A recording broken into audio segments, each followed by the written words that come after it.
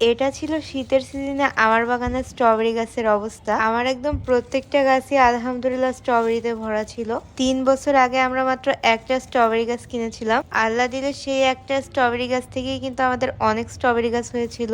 তার থেকে আমরা মাশাআল্লাহ স্ট্রবেরি ফল খেয়েছি অনেক, যে কারণে আমাদের বাজার থেকে একদম স্ট্রবেরি কিনতেই হয়নি। আসলে গাছ না থাকলে বাজার থেকে স্ট্রবেরি কিনতামও না, কারণ বাজারের স্ট্রবেরি গুলো তুলনামূলকভাবে অনেক বেশি টক। বর্তমানে আমাদের স্ট্রবেরি গাছের অবস্থা এমন, স্ট্রবেরি গাছে স্ট্রবেরি শীতের সময় হলেও এটা কিন্তু গরমের সময় বাঁচিয়ে রাখা অনেক কঠিন আর অনেক বেশি চ্যালেঞ্জিং একটা পার্ট। আমি আপনাদেরকে প্রমিস করেছিলাম যে এবছর আমি গরমের যত্নও শেয়ার করব। প্রথমত এখন ওয়েদারের অবস্থা অনেকটা আমার মুডের মতো, কখনো আকাশ মেঘে ঢেকে যায়, আবার কখনো অনেক বেশি রোদ থাকে। এটা কখন চেঞ্জ হবে আসলে আল্লাহ তাআলা ছাড়া কেউই জানে না। তাই এখন কিন্তু স্ট্রবেরি গাছের যত্নের ক্ষেত্রে বিশেষ সতর্কতা অবলম্বন করতে হবে। যেমন আকাশে মেঘ দেখার সাথে সাথে গাছগুলোকে এমন স্থানে রাখতে হবে যাতে করে গাছে কোনো প্রকার বৃষ্টির পানি না লাগতে পারে। এই গাছগুলো যদি অতিরিক্ত বৃষ্টির পানিতে ভেজে তাহলে কিন্তু গাছ মারা যাবে। এই কারণে আমরা মেঘ দেখার সাথে সাথে গাছগুলোকে ভিতরে তুলে নিয়ে চলে যাই।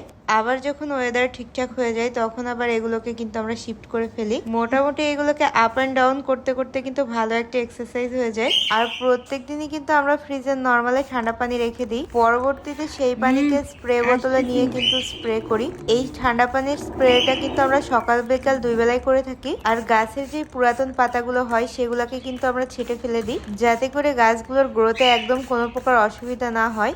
আর গাছে ঠান্ডা পানি দেওয়ার ফলে কিন্তু গাছের নতুন পাতা অনেক বেশি সতেজ থাকে।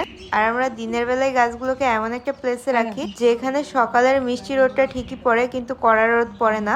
আপাতত অনেক বেশি কড়া রোদ কিন্তু স্ট্রবেরি গাছের জন্য ক্ষতি, আবার কিন্তু এটাকে ছায়াযুক্ত স্থানেও রাখলে এটার ক্ষতি হবে।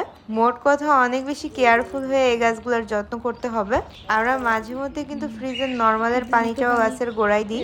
এটা কিন্তু সবসময় করি না, যখন অতিরিক্ত গরম পড়ে ঠিক তখনই করি। তাছাড়া আমরা নর্মাল পানিই কিন্তু এই গাছে দিই।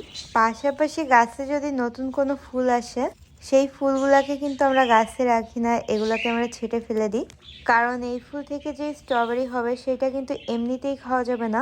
পাশাপাশি এই ফুলটা যদি আমরা গাছে রেখে দিই তাহলে কিন্তু গাছের জন্য অনেক বেশি ক্ষতি।